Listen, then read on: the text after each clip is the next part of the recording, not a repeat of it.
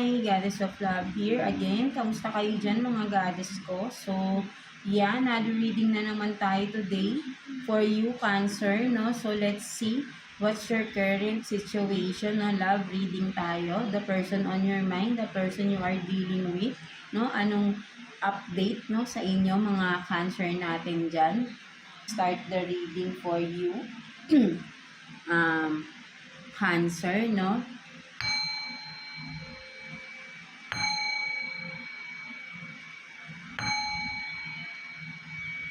So, yeah, tignan natin, no, what's the overall energy within the relationship. Tignan natin, no, anong overall energy sa inyo, Cancer. Tignan natin, kuha tayo ng one card for you, for Cancer.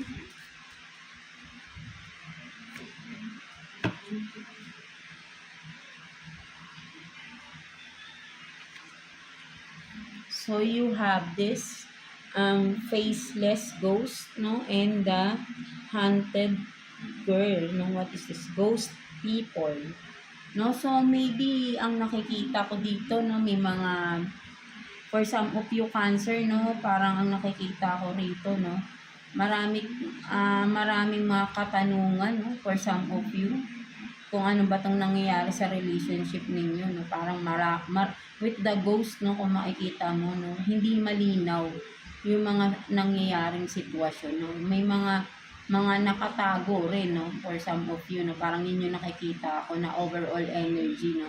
May mga hidden secrets, no, may mga secrets, no, or secrets revealed na rin for some of you, no, kung ano man ito, no. Pwede rin sabihin natin may mga third party dito, no? For some of you, cheating, betrayal, no? So, yan yung nakikita nating overall energy sa relationship ninyo ng mga Cancer natin, no? So, let's see. Kuha pa tayo ng additional messages for you, no, Cancer. Let's see. Kuha tayo ng kuha tayo dito ng, wait lang. Kuha tayo ng 2 cards here for you, Cancer, no? Tignan natin. Additional messages for Cancer, please.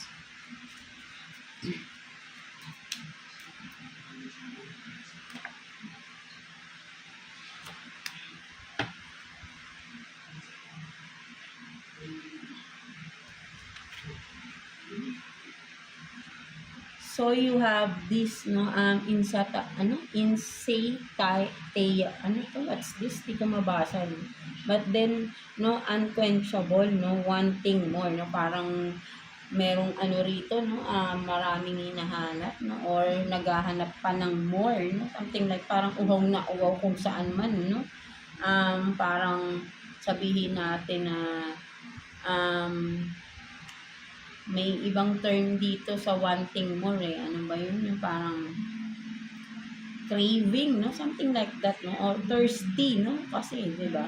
So, and then, so yun nga, no? Poison, no? So, toxic, unhealthy behaviors, no? So, ang nakikita ko talaga rito, no? With this, no? Sabihin natin wanting more, no? Parang may addiction, no? Something like that, no? Na hinahanap-hanap, no? And that behavior is toxic, no? Something like that, no, mga Cancer natin, no? So, ayun yung nakikita pa nating ibang messages sa nangyayari dito, no? Current situation, no? Kaya may mga nakatago, no? Something like that, no? Maybe this addiction, no? Kung ano man ito, no? Addiction, maraming pwedeng addiction, literally, drugs, no, babae, no, ganyan, may mga cheating talaga, no, sugal, no, vices, no, kung ano man, di ba, no, at talagang hinahanap-hanap, no, kumbaga, hindi matiis, no, hindi niya matiis na hindi gawin, hindi hanapin, kumbaga, parang talagang, yun nga, no, poison, no, talagang addiction yan, no, na hinahanap-hanap, no, something like that, no. So, ayun yung isa dito na dahilan, no. So, maybe kung sino man sa inyo yan, no, Cancer, no, kung sino tong may addiction na hindi maialis sa sarili niya, no, something like that, no, mga cancer natin, no? So, ayun yung nakikita ko rito. That's why, di ba? So, maybe multiple people pa, no? May mga involved na ibang tao, no? Something like that, no? So, yan, no? Medyo talagang magulo, no? Yung overall, no? Sa inyong relationship, no? Toxic, no? Very toxic, no? May toxic behavior dito kung sino man sa inyo, no? Mga cancer natin, no? So, let's see what else, no? Kuha pa tayo ng additional messages for you, Cancer. Tingnan pa natin. What else? Yeah, kuha pa tayo dito ng 2 cards for you, Cancer. For Cancer, please. Tingnan natin. 2 cards for Cancer.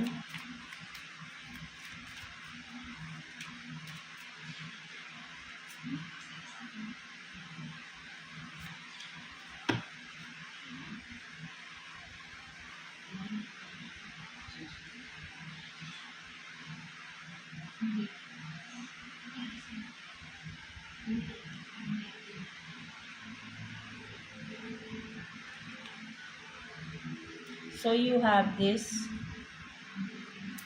ano to?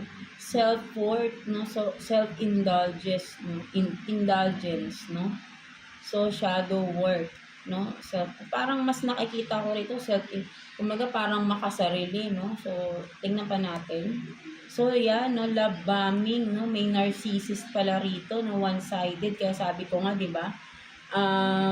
Golden mirror, no? Kumbaga, ang laki ng bilib sa sarili, no? Self-indulgence, no? So, talagang sarili lang niya yung iniisip niya, no? That's why, no? Kaya, kung ano man itong mga ginagawa niya, di ba? Para sa kanya, walang pagkakamali yan, no? At para sa kanya, deserve niya, no? Kung ano man itong mga maling ginagawa niya sa sarili niya, no? Na hindi niya iniisip na nakakasira na siya, nakakasakit na siya ng relationship ninyo, no? At mismo ikaw, no? Cancer, no? Kung sino man sa inyo, vice versa, right? No? Pwedeng ikaw rin to, no? Ang narcissist, iba talaga yan. Ang hirap ka din yan, no?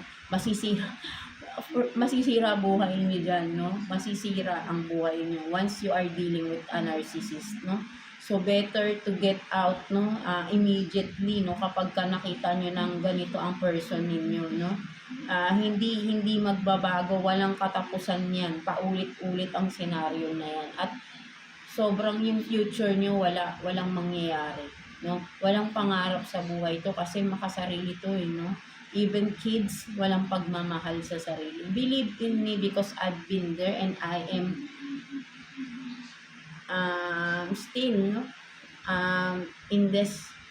In that kind of situation right now. So, alam na alam ko yan, no? So, kung ikaw to, na kung sino man sa inyo na medyo mahina, no? Iwasan nyo na, alisan nyo na, no? Before pa maging worse, no? Kasi ayoko na rin na maranasan nyo pa. At yung depression, no? Mahirap yan, no? Lalo na kapag lumala ang depression, di ba? So, yeah, mahirap ka din tong isang napaka-self-centered na tao na katulad ng narcissist na to, no? Huwag kayong maniniwala rito, no? So, dapat dito ay inaalisan to, no? Mga cancer, no? Masisira ang buhay niyo dyan. Promise, no? Pahalagahan yung sarili ninyo, no? Kaya nga sabi ko lagi, no? Palakasin niyo yung kutob nyo, yung intuition nyo, no? Makinig kayo. Pag may kutob na kayo, accurate yan. Hindi basta-basta kayong makakaramdam ng kakaiba ng something kung hindi walang problema sa kadil ninyong tao. You will never be feel secured if you are in this kind of relationship, no? Mga cancer, no? Wala, sarili lang niya, no? Bali wala ka sa tao na ito. Hindi yan at sana hindi pa kayo umaabot sa physical abuse, no? Sana, no? Wag pa, no? Mahirap. Lalo na kung mahihina kayo dyan, di ba? Baka yung mental health nyo ang mas maapektuhan dito. Something like that, di ba? Mga cancer natin. So, let's see. Kuha pa tayo ng additional messages for you, cancer. Kuha tayo ng 3 cards for you, cancer natin, no? 3 cards for cancer. So, talagang very toxic yung tao na yan, lalo na narcissist, no? nasa toxic relationship kayo, no? Mga Cancer natin. No? Karmic yan. It's a cycle na repeating all over and over and over. Something like that, no? So, tingnan natin.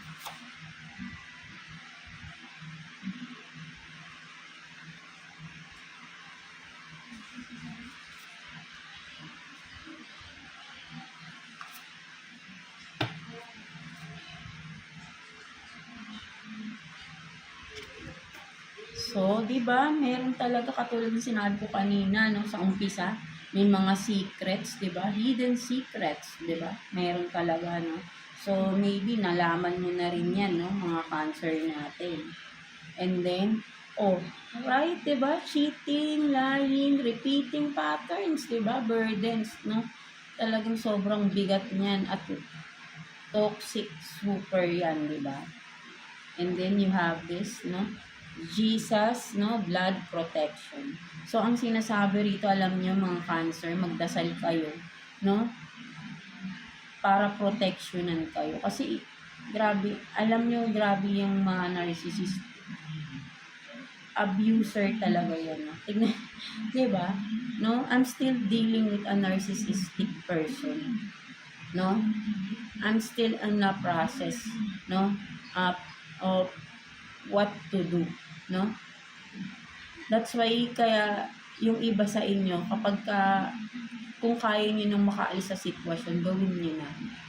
Lalo na kung wala pa naman kayong mga anak, 'di ba? Huwag niyo nang hayaang magkaroon pa kayo ng mga anak dahil mas mahihirapan kayo. So magdasal kayo palagi for protection, right? No? Ako kahit sabihin niyo may ganito ako, still I'm protected. Why? Because na-survive ko eh. Nasusurvive ko siya. Dahil alam niyo, hindi biro yung ginagawa na pananakit. Hindi biro. Halos ikakamatay mo yan kung ikaw yung mahina ka. No? But then if you will be praying to Jesus, no? To protect you, no? To cover you with His precious blood, no? He will, no? He will protect you. And even your kids kung meron nun, no? Medyo matigas lang din ang ulo ko because alam niyo yun na parang, but then, di ba? Iba kasi yung ako kasi kumaga parang ang hirap lang na kapag hindi yung ang nararamdaman ko, hindi ko kino-consider yung dito yung pagmamahal sa tao eh. Because, parang nawala na yun eh. Ang mas nangingibabaw sa akin, yung naaawa ka sa tao.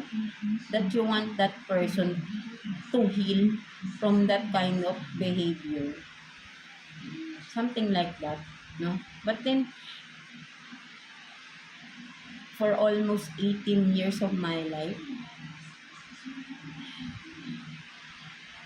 wala akong nakitang progress, wala akong nakitang pagbabago to that person. No? So, sana kayo, hindi na kayo tumagal ng ganun. Diba? So, alam niyo, ako in the process na ako ng realization. No? Something like, kasi ini-ignore ko yung red flags eh, because yeah, I know, no? Alam ko. Hindi ako yung manhid. Naramdaman ko yan, no? But then, I'm just ignoring, no? Because I have kids, no?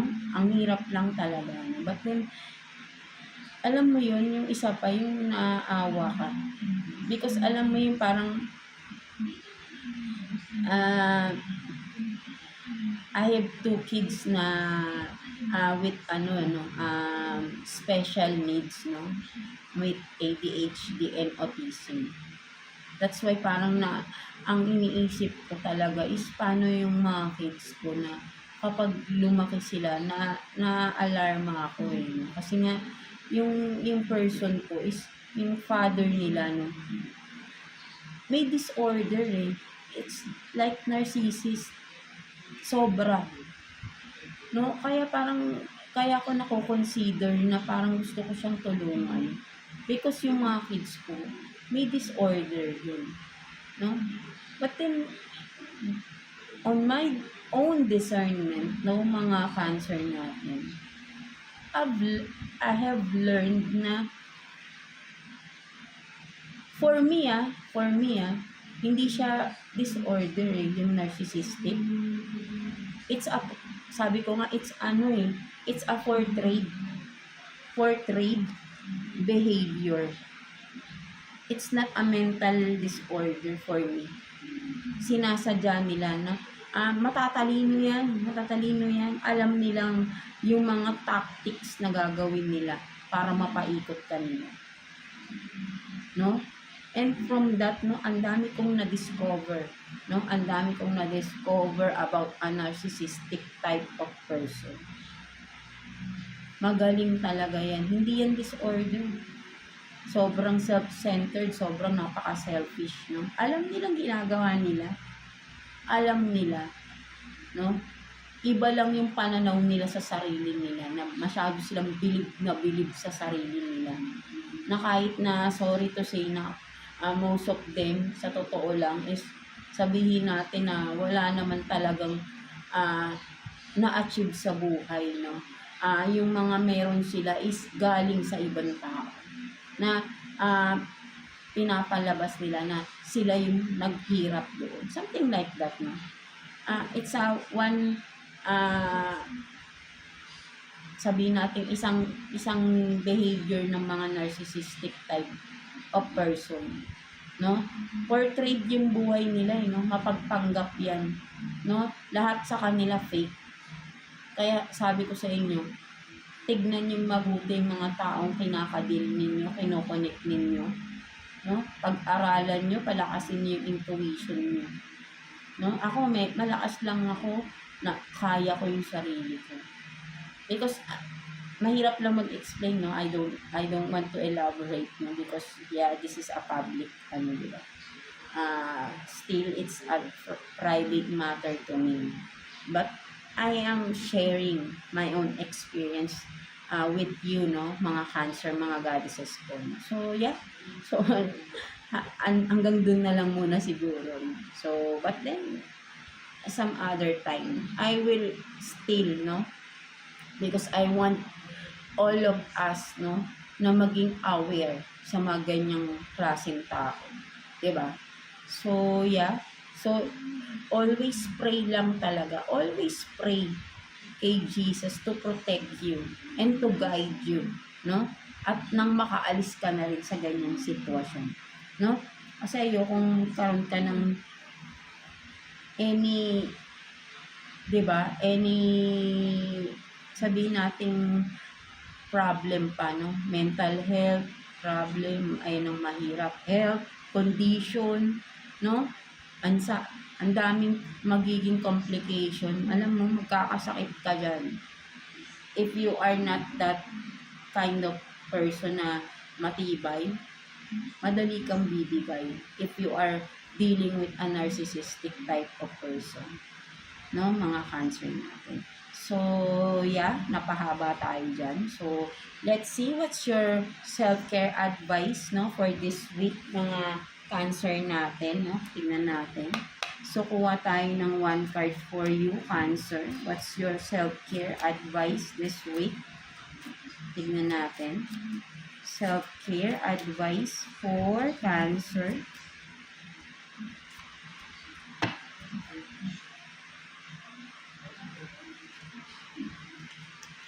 So, di ba, make an altar. So, maybe for some of you, wala kayong talagang sabihin nating lugar. Or, yeah, literally na altar talaga na nandoon, no, na pwede kang makapagdasal ng mas taimtim, no, for some of you. Or if meron naman, no, maybe sinasabi rin dito na talagang magdasal ka lang, no. Pray more, no.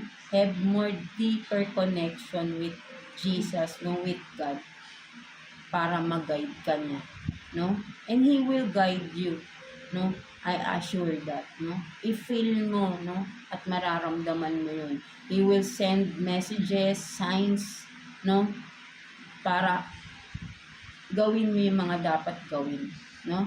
At maniwala ka lang talaga, no? Just have faith and the rest will, 'di ba? Will be aligned with you. Something like that ng mga Cancer natin. So, yeah. So, let's see what's the message advice for you, Cancer, no? Kuha tayo ng one card here for you. Message advice for you, Cancer natin. Message advice for you ni Universe, Cancer na natin. Kuha tayo ng one card here for you, Cancer. What's the message advice for you?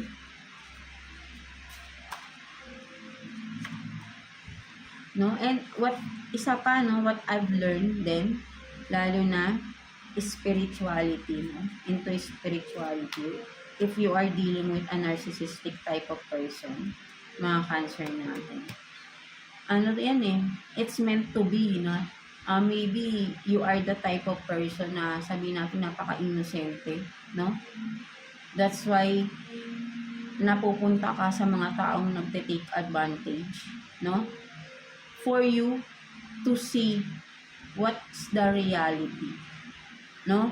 For you to be able na ma-determine, no, or ma-distinguish what's fake and what's real, no? Something if you will sabi ko nga, have this deeper connection inside yourself, no, your higher self and with God, no, malalaman mo, no, maiintindihan mo yung sinasabi ko, no, magigets mo. Medyo mahirap lang i-explain, no, but then for me, I think meron kang dapat matutunan, no, sa relationship na yan. And once you have point out, no, what lessons, no, na dapat mong maintindihan, matutunan, magagamit mo yun through your entire life, no? At yeah, no, medyo malalim na explanation ang kailangan doon, no? So better to search, no, search more information about that, no, mga Cancer natin overall, no, in general, no, para magkaroon kayo ng knowledge, no, sa mga ganyan tao, Cancer natin. So let's see, no, what's the message advice for you ni Universe, no, mga Cancer natin. Tingnan natin. So you have this, no, mature spirituality, no, connected, God, journey, higher self, no? So, parang yung mga sinabi ko lang din sa'yo, no? So, maybe talaga, alam nyo, mas nakikita ko rito, Cancer, no? Maybe, nagtataka kayo, bakit kayo, or marami kayong questions talaga, no? Kaya, yung unang card ninyo na lumabas, sabi ko nga, parang ang dami yung mga questions, ang daming mga hindi nyo maintindihan, eh, no? Parang naguguluhan kayo. No, so talagang pinapakita lang dito, no, ang advice sa inyo, no, ay magdasal kayo, no, magdasal kayo, seek guidance, no, call God, no, magdasal talaga kayo, kausapin niyo si God. Parang siguro nakukulangan na kayo ng pagdadasal for some of you, no, connect with your higher self din, no, diba, connected, no, connect with God, no, something like that, no, maniwala kayo, no, for some of you, no, maniwala kayo na, and sabi ko nga, no, may mature, dito sa mature, no, kailangan may matututunan kasi kayo dito, eh, no, siguro hindi nyo maintindihan, eh, no, at naguguluhan kayo sa sitwasyon ninyo. So, better, sabi ko nga, ay taimtim na pagdadasal, no? Hingi kayo ng signs kay God, no? Kay Jesus, no? Samahan kayo, no? Protectionan, no? Maniwala kasi maybe for some of you, baka sa sobrang depressed nyo na, sobrang nyo na sa pinagdadaanan ninyo, nawawalan na rin kayo ng tiwala, no? Even kay Jesus, kay God, no, maybe, no, for some of you lang, no, may na-feel akong ganyan, no, parang baka sinisisi nyo bakit nangyayari, hindi dapat, no? Dapat nga mas magkaroon kayo ng deeper connection sa taas, no? Kay universe, no? Kasi believe, alam niyo basta maniniwala lang kayo, no? And all will come to you easy, no? You will deal problems easy, no? Basta maniniwala lang kayo. Ganyan din ako eh. Eto lang, imagine umabot ako ng 18 years, no? Because naguguluhan din ako. Or sabihin natin nabubulagan ako. Even though hindi nawala yung faith ko kay God, no? But then, ano ko eh, sabihin natin mapagmahal naman ako eh. So, ayun yung naging, ano ko eh. Tsaka isa pa yung may mga anak na rin, di ba? But then, di ba, matagal ko man na-realize lahat-lahat na dati dinideny ko, in denial ako. Sabi ko, hindi maayos pa. But then, di ba, right now, at this moment, mahirap lang magsalita, ano? But then, ang dami kong na-realize, no? And talagang inuntog na ako ni God, no? Ni Jesus. Kasi nga talagang kahit alam ko na yung sitwasyon, no? Ini-ignore ko siya. Ini-ignore ko siya dahil iniintindi ko yung person, no? But then, inuntog ako ni Jesus. Eh. Sabi niya, intindihin ko yung sarili ko. Intindihin ko, no? Intindihin ko.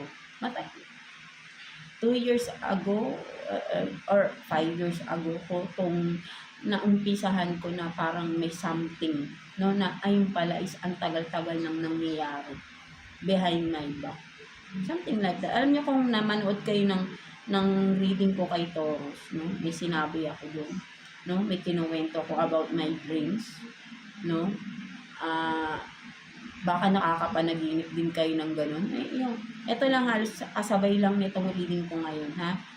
Kung makikita niyo yung kay Taurus, no, nandoon no, sinabi ko yung sa dreams ko na may meaning pala siya, may message pala sa akin sa universe. Bakit ko napapanaginipan paulit-ulit yung panaginip na yun.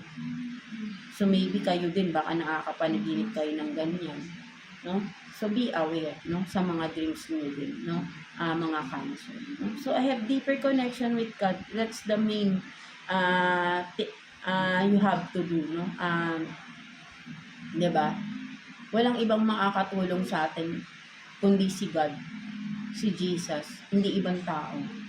Kasi imo-motivate ka niya deep inside yourself.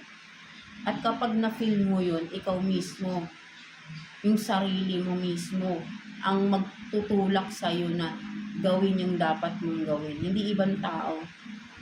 Hindi mo need ang ibang tao to comfort you. No? Only yourself and your faith in God. No? Something like that, no, mga Cancer natin. So I hope na naintindihan niyo ako. Right? No, mga Cancer natin. So yeah, that's it for you mga Cancer natin. No? Medyo napakalalim and napaka-complicated ang sitwasyon ninyo, no, mga Cancer natin, no. Yeah, relate na relate. Yeah, even though I'm a Libra, no. So yeah, that's it for you, no, mga Cancer natin. So I hope na malagpasan. And I know for sure malalagpasan niyo. Maniwala kayo kay God. Tutulungan niya kayo. So yeah, that's it for you again, no. So thank you for watching, no. God bless you all. Thank you for watching, Cancer.